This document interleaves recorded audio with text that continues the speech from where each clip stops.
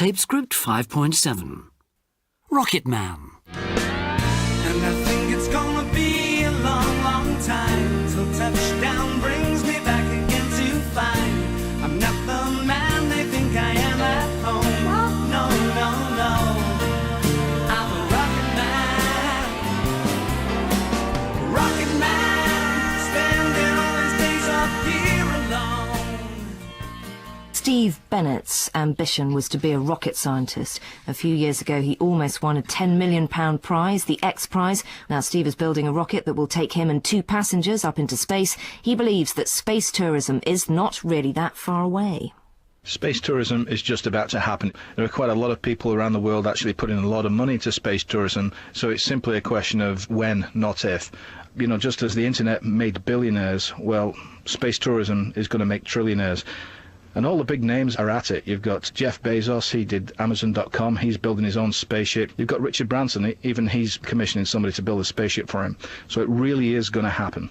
And what are you intending to take people into space in? What is your rocket? A rocket that can carry 3 people into space. We're not going into orbit, it's going straight up, straight down. But it will go into space, it'll give you about 3 or 4 minutes of weightlessness, you'll see the blackness of space, the curvature of the Earth, and you really will truly become an astronaut, just like the early American astronauts. And you're going to be one of the people who goes up, so it's going to be you and 2 space tourists. Have you been up in this exact rocket before, Steve? No, we're still working on this one. We've launched 16 big rockets to date, but this actual space tourism rocket called Thunderstar, we're still working on it, we're still building it. I was influenced as a small child watching too many episodes of Thunderbirds, I think. Were you very much struck by the first moon landings as well? Yep, I was about 5 years old when they landed on the moon. My parents wouldn't let me stay up to watch the actual landing, which is a bit of a shame. How mean. Yeah, well, they just didn't get it. Oh, it's marvellous, but they should spend the money on something better kind of attitude. Lots of young boys will have had exactly that kind of experience themselves, but very few of them will now have a business that is making rockets. Did you always feel that eventually you would get to do it professionally? I kept it pretty quiet. 10, 15 years ago, you start talking about space tourism and people, they think you're nuts, so you keep that kind of thing to yourself.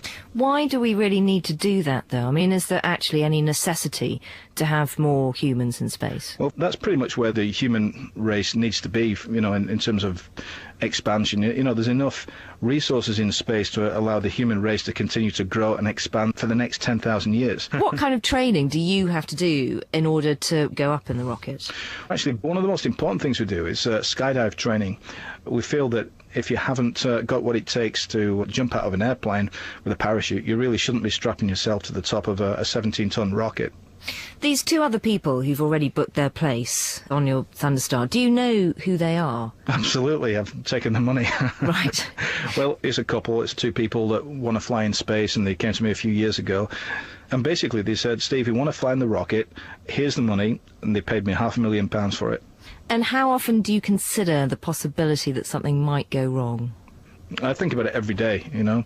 I've built a lot of rockets, most of them have worked really well, some haven't, and I think about that every day.